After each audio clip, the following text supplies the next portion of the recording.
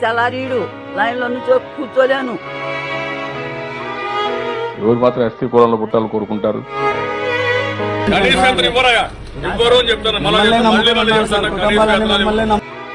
ఇట్లయితే మేము బతకలేమండి. సూసైడ్ చేసుకోవడం లేడు, ఎంప్లాయీస్ ఎవరో బతకలేరు. చంద్రబాబు నాయుడు సార్ దొంగ. చంద్రబాబు నాయుడు ఇవ్వలేదు.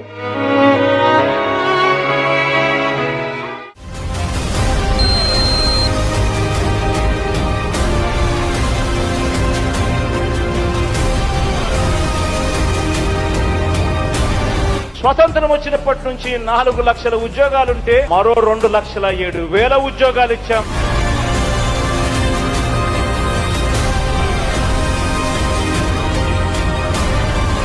రామాయపట్నం, మచిలీపట్నం, పూలపేటలోను ఈ 4